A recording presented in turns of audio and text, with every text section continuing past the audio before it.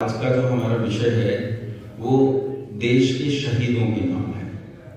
वो देशभक्ति से संबंधित है, वो राष्ट्र से संबंधित है। तो उन्होंने एक बात कही थी पंडित जी ने अपने गीत में कि ये देशभक्ति है क्या, इसे समझना बेहद जरूरी है। जरूरी है कि देशभक्ति क्या है इसे समझें और ये भी समझें कि देश में जो समस्या है उसका समाधान क्या है। अच्छा, पहले तो यह समझना पड़ेगा समस्या क्या है। अगर यही पता नहीं चला कि समस्या क्या है तो फिर कैसे समझेंगे। कल आर्य स्कूल के बालक आए थे, मैंने उन्हें प्रश्न दिया था और आज संडे था तो मैंने सोचा आज भी आएंगे। और वो ये कह रहे हैं दुर्भाग्य से उनका पेपर है। अच्छा, सौभाग्य भी हो सकता है। अच्छा, मेरे दुर्भाग्य से उनका पेपर है, उनके सौभाग्य से उनका पेपर है। और इस बात को नहीं करते हैं, पर मैं वो प्रश्न जो मैंने कल उनसे पूछा था वो प्रश्न आप लोगों के सामने रखता हूँ तो फिर चर्चा करेंगे। ये जो स्कूल कॉलेज होते हैं ना, इन स्कूल कॉलेजों में विषय को समझाने के लिए सबसे पहले एक चीज उठाई जाती है जिसे कहते हैं प्रस्तावना प्रश्न। जब तक प्रस्तावना प्रश्न ही नहीं उठे तब तक क्या समझ में आएगा, तो पहले प्रस्तावना प्रश्न समझो। अच्छा, इस देश में बहुत बात चलती है राष्ट्रभक्ति की, देशभक्ति। देशभक्त हैं हम, जान दे देंगे देश के लिए, जान ले लेंगे देश के लिए। हम बहुत बड़े राष्ट्रभक्त हैं, न जाने क्या करेंगे, दुनिया पलट देंगे। कुछ लोगों ने तिरंगे की टी शर्ट छपवा ली है, कोई तिरंगे की टी शर्ट पहन के घूमते हैं। कुछ लोगों ने कुर्ता पहन रखा है तिरंगे को। कुछ लोग अपने घर में पूरा भगत सिंह का चित्र लगा के रखते हैं, या कई बार टी शर्ट पे भी भगत सिंह छपवाते हैं, आगे छपवाते हैं या पीछे छपवाते हैं। और अभी पंडित जी कह रहे थे हो गई देशभक्ति, क्या इतने से देशभक्ति हो जाएगी। अच्छा, क्या ये देशभक्ति है? वो जो प्रश्न मुझे पूछने थे मेरे लिए बहुत बढ़िया प्रतिष्ठा पंडित जी ने उस गीत में रख दी है, मुझे वो करने की जरूरत नहीं है, वो बात समझ में आ जाती है। लेकिन पूर्व पक्ष के लिए उस चीज को उठा रहा हूं। क्या देशभक्ति इसका नाम, क्या देशभक्ति इसका नाम है कि 15 अगस्त 26 जनवरी को जय घोष लगाएं? या देशभक्ति इसका नाम है कि मैं गीत गाऊं पगड़ी संभाल जट्टा तेरा लुट गया माल? क्या इसका नाम देशभक्ति, या इसका नाम देशभक्ति है कि मैं गीत गाऊं मेरे वतन के लोगों जरा आंख में भर लो पानी? क्या ये गीत गाना देशभक्ति है, या भगत सिंह की कहानियां सुनना देशभक्ति है? चंद्रशेखर आजाद, पंडित राम प्रसाद बिस्मिल, महाराणा प्रताप और शिवाजी महाराज की कहानियां सुनना देशभक्ति है, या फिर देशभक्ति कुछ और है? अच्छा, क्या देशभक्ति और राष्ट्रभक्ति में कोई अंतर है? क्या देशभक्ति और राष्ट्रभक्ति अलग अलग चीजें हैं या एक ही है, या अलग अलग नहीं, या दोनों एक दूसरे की सहायक हैं, या दोनों में से कोई एक दूसरी पर डिपेंड करती है, या दोनों एक दूसरे पर डिपेंड करती है? देश और राष्ट्र शब्द दो हैं, क्या अंतर है? क्या देश और राष्ट्र एक ही अर्थ के द्योतक दो पर्यायवाची शब्द हैं, या फिर देश और राष्ट्र दोनों अलग अलग हैं, या दोनों में से कोई किसी पर डिपेंड करता है? आओ इसे समझते हैं। पहले देश समझें, पहले राष्ट्र समझेंगे और फिर समझेंगे देशभक्ति और राष्ट्रभक्ति। पहले समझने का प्रयास करते हैं किसे कहते हैं देश। अच्छा, सवाल दिमाग में खड़ा हुआ कि नहीं हुआ? जब तक सवाल दिमाग में खड़ा नहीं होगा समाधान की तरफ नहीं बढ़ोगे। जब तक समस्या समझ में नहीं आएगी तब तक हल समझ में बिल्कुल नहीं आएगा, ये समझ लो। जब मैं पढ़ाता था, माफ कीजिए, जब मैं पढ़ाता था तो मैं बच्चों से कहता था, वो बच्चे पूछते थे ये न्यूमेरिकल सर, ये न्यूमेरिकल निकाल दीजिए, तो मैं उनसे कहता था क्या चाहिए, तो कहते थे इसका समाधान चाहिए, इसका समाधान चाहिए। तो मैं कहता था तुझे सवाल समझ में आ गया? तो बोले सवाल ही तो समझ में नहीं आया।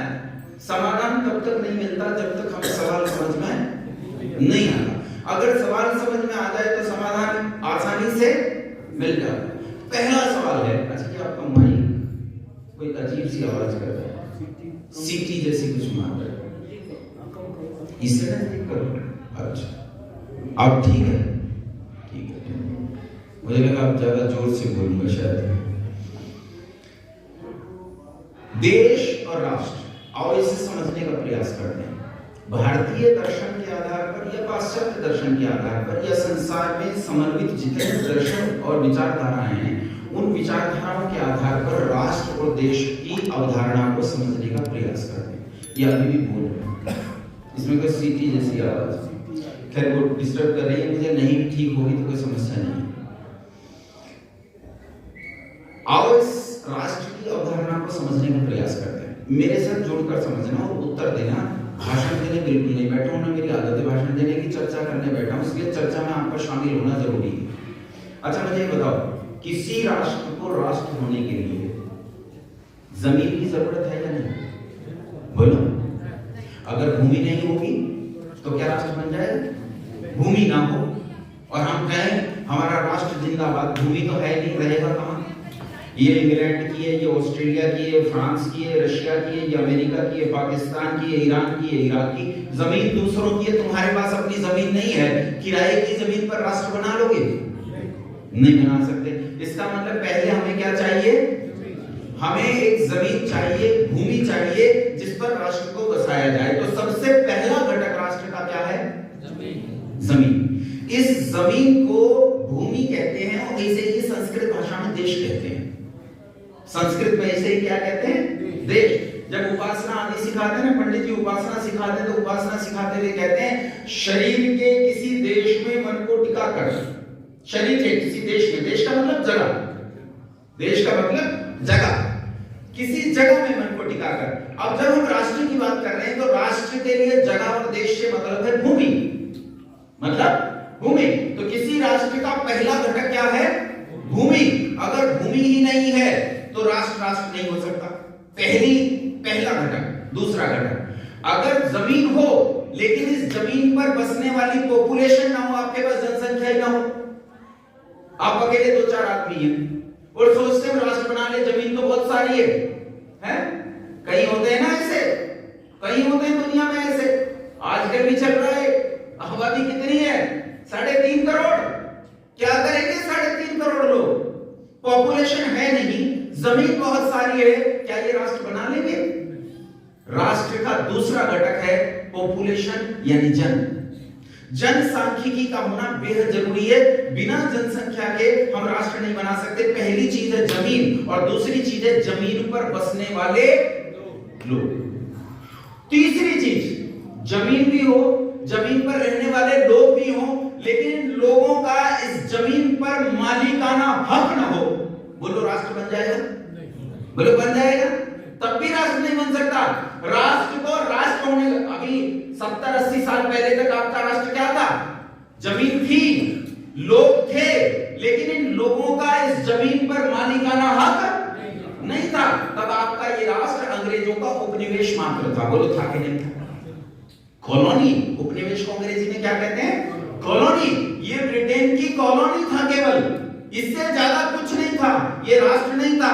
राष्ट्र होने के लिए पहला घटक है जमीन, दूसरा घटक है जमीन पर रहने वाले लोग और तीसरा घटक है इन लोगों का इस जमीन पर मालिकाना हक।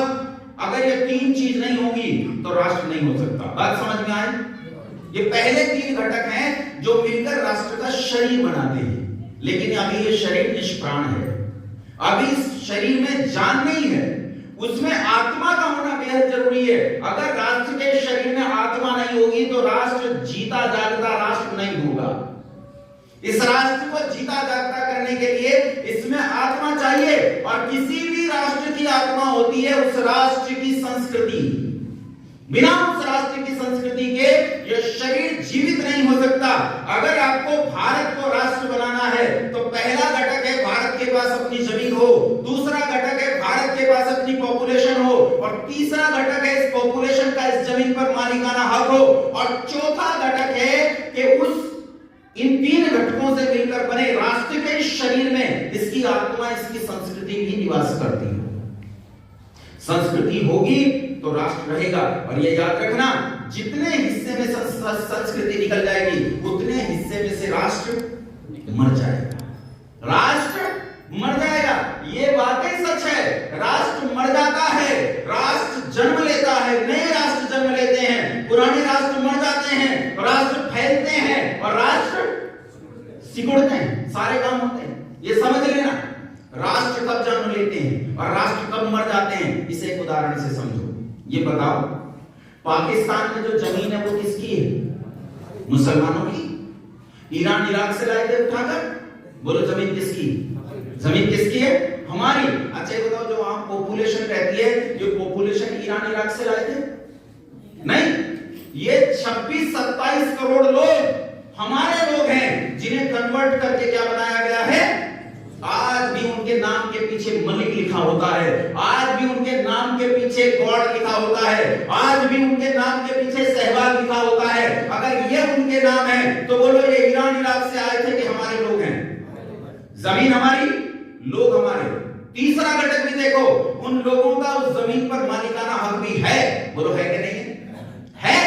लेकिन उतने हिस्से में से भारतीय संस्कृति निकल गई, और भारतीय संस्कृति निकल जाने पर उतने हिस्से में बोलो भारत बचा के मर गया, उतने हिस्से में भारत मर गया।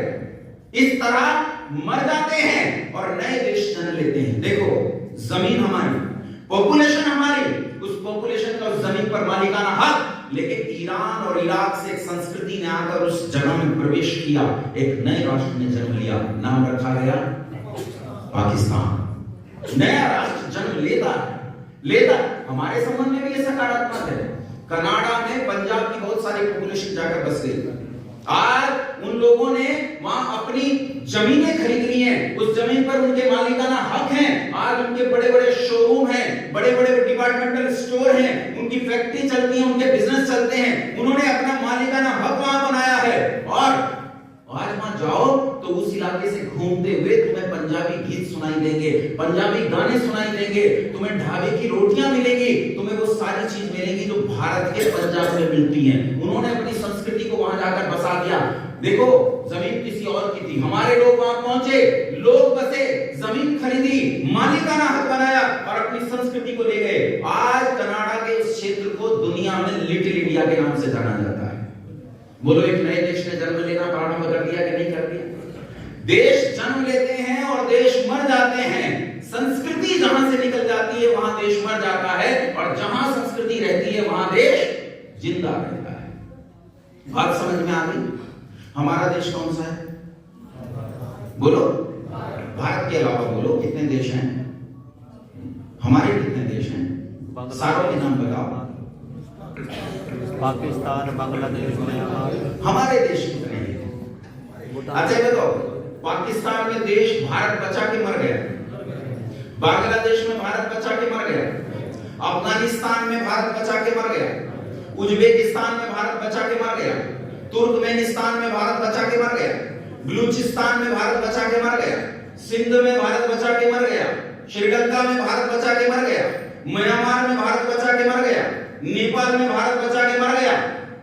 ऐसे और भी जगहों के नाम ले सकता हूं, लेकिन न्यूनतम पिछले 300 साल के भीतर इस देश के 13 टुकड़े हुए हैं। कितने टुकड़े? और ये 13 टुकड़े आज पूरी तरह अलग देश के रूप में व्यवहार करते हैं। और कमाल की बात देखो, ये आज भारत, बोलो है कि नहीं है? ये आज भारत नहीं है। भारत तो इतना ही है भैया, जम्मू कश्मीर से लेकर कन्याकुमारी तक और अटक से लेकर कटक तक आज इतना ही भारत बचा है। इससे ज्यादा का भारत आज हमारे पास नहीं, इतना ही भारत है।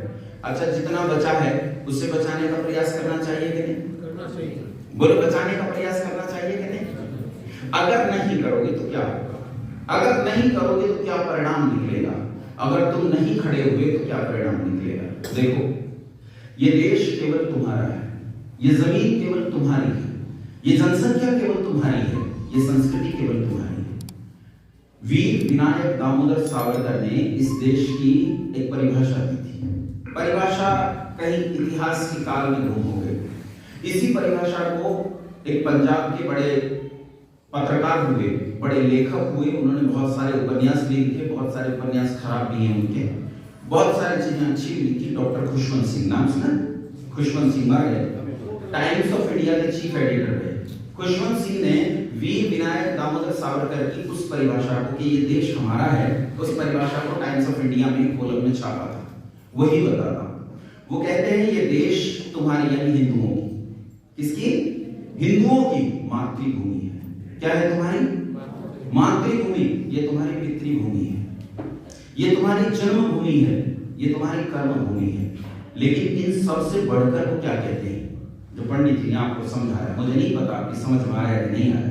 पंडित जी ने एक बात बड़ी सरलता से आपको समझाने का प्रयास किया कि मातृभूमि से बढ़कर, पितृभूमि से बढ़कर, जन्मभूमि से बढ़कर, कर्मभूमि से बढ़कर ये आपकी पुण्य भूमि है।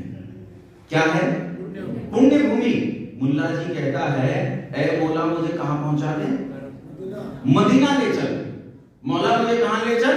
मदीना ले चल। मैं एक बार मक्का जाना चाहता हूं, मैं एक बार मदीना जाना चाहता हूं, मैं एक बार हज करना चाहता हूं। मेरे जिंदगी का सपना है कि मैं एक बार मदीना जाऊं। क्यों जाना चाहता है मदीना? क्यों जाना चाहता है मदीना? क्योंकि मदीना उसकी पुण्य भूमि है। और याद रखना, जिसकी जो पुण्य भूमि होती है वही उसकी मातृभूमि होती है, वही उसकी पितृभूमि होती है, वही उसकी जन्मभूमि होती है, वही उसकी संस्कार भूमि होती है, वहीं से वो व्यक्ति पैदा होता है। मुल्ला मदीना जाना चाहता है क्योंकि वो उसकी पितृभूमि भी है। मोहम्मद कहां लड़ा, कहां जिया, कहां मरा? जॉर्डन के इलाके में पैदा होकर इसी मक्का और मदीना में जिया, इसी में पला और बढ़ा।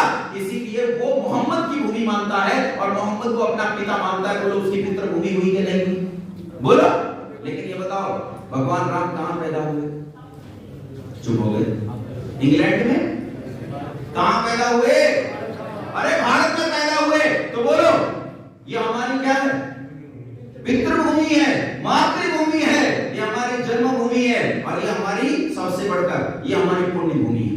याद रखना, जिसकी पुण्य भूमि नहीं होगी उसकी मातृभूमि नहीं हो सकती, उसकी पितृभूमि नहीं हो सकती, उसकी जन्मभूमि, कर्मभूमि और किसी की भूमि नहीं हो सकती। अच्छा बताओ, मुसलमान अपने संस्कार करने, जैसे हिंदू अपना यज्ञ करता है तो कहां करता है? बोलो अपना यज्ञ इसी भूमि पर या कहीं और करता है? जाकर इसी भूमि पर करता है। लेकिन मुसलमान अपना यज्ञ करने कहां जाता है?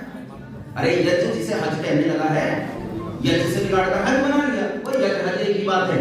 वो अपना यज्ञ करने कहां जाता है?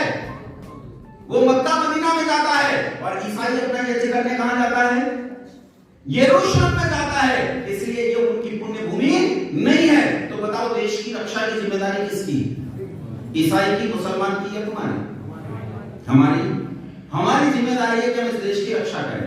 अच्छा, क्या इस देश की रक्षा हम कर पा रहे हैं? क्या हम देश की रक्षा कर पा रहे हैं? मैंने आपको पिछले 300 साल में दिखाया कि पिछले 300 साल में इस देश के 13 टुकड़े हुए।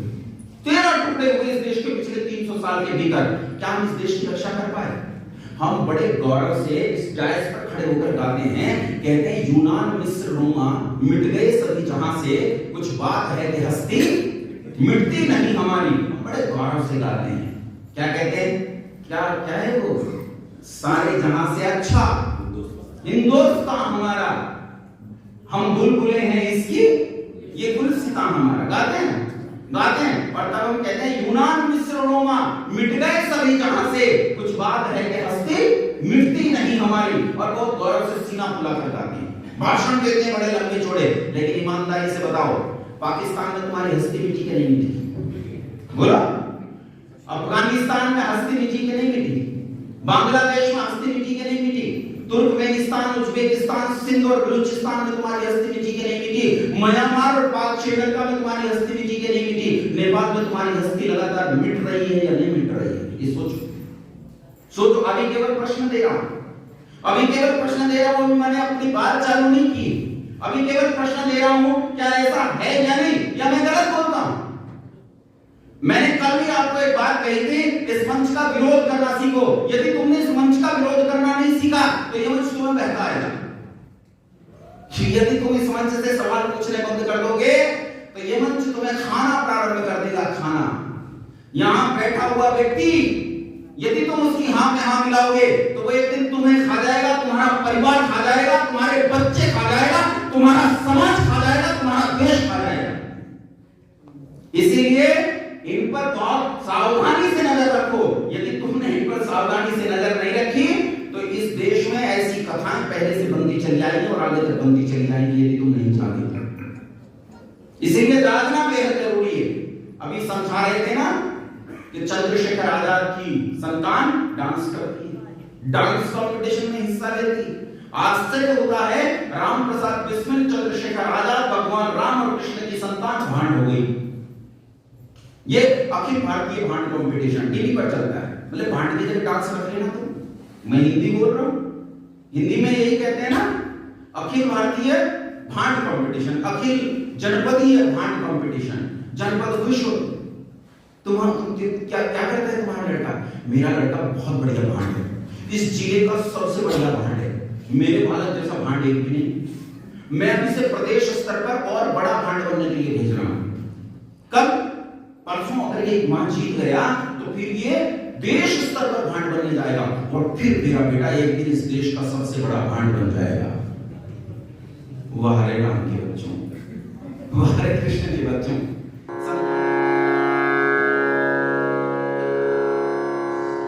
इस देश का सबसे भयानक दिन, सबसे भयानक, आज तक मानव इतिहास में इतना गंदा नंगा नाच, इतनी भयानक हत्याएं इस देश में तो क्या पूरी दुनिया में कहीं नहीं हुई।